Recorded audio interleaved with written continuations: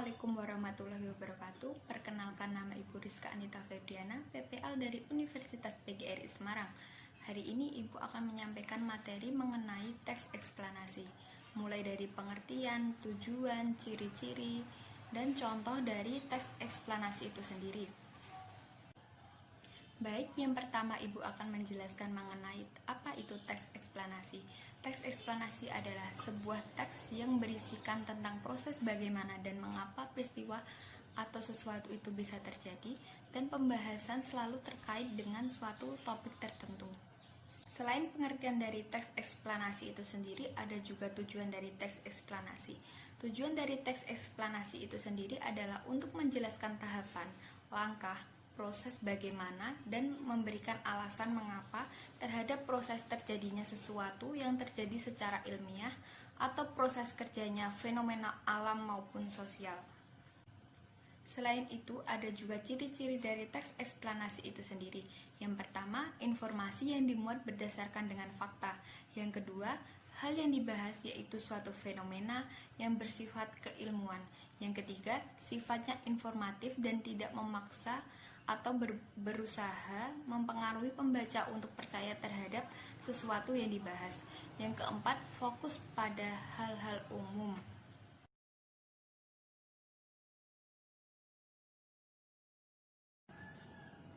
Selanjutnya, Ibu akan membacakan salah satu teks eksplanasi dan kalian dapat melihat dari layar yang Ibu tampilkan. Banjir adalah peristiwa yang terjadi ketika aliran air yang berlebihan merendam daratan. Dalam arti air mengalir, kata ini juga dapat berarti masuknya pasang laut. Banjir diakibatkan oleh volume air di suatu badan air seperti sungai atau danau yang meluap atau melimpah dari bendungan sehingga air keluar dari sungai itu. Selain sejumlah tempat yang dimanfaatkan manusia seperti desa, kota, dan pemukiman lain, banjir juga dapat terjadi di sungai ketika alirannya melebihi kapasitas saluran air, terutama di selokan sungai. Banjir sering mengakibatkan kerusakan rumah dan pertokoan yang dibangun di dataran banjir sungai alami. Meski kerusakan akibat banjir dapat dihindari dengan pindah menjauh dari sungai dan badan air yang lain, orang-orang menetap dan bekerja dekat air untuk mencari nafkah dan memanfaatkan biaya murah serta perjalanan dan perdagangan yang lancar dekat perairan. Di berbagai negara di seluruh dunia, sungai yang rawan banjir dikendalikan dengan hati-hati. Pertahanan seperti bendungan, waduk, dan weir digunakan untuk mencegah sungai meluap.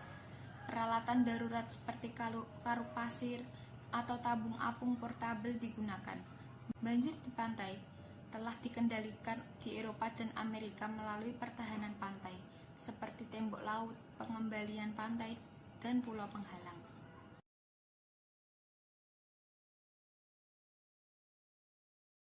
Sebab dari banjir ini diakibatkan oleh volume air di suatu badan air seperti sungai atau danau yang meluap atau melimpah dari bendungan sehingga air keluar dari sungai itu.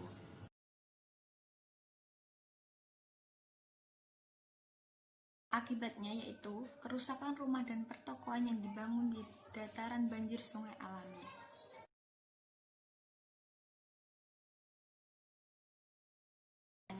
Setelah materi ini tersampaikan, Ibu akan memberikan kalian kuis melalui Google Form dan kalian dapat mengaksesnya melalui link yang nanti Ibu bagikan. Sekian pembelajaran kali ini mengenai teks eksplanasi. Minggu depan kita akan mempelajari teks eksplanasi, yaitu bagian struktur kaidah kebahasaan dari teks eksplanasi itu sendiri. Sekian yang dapat Ibu sampaikan, kurang lebihnya mohon maaf. Wassalamualaikum warahmatullahi wabarakatuh.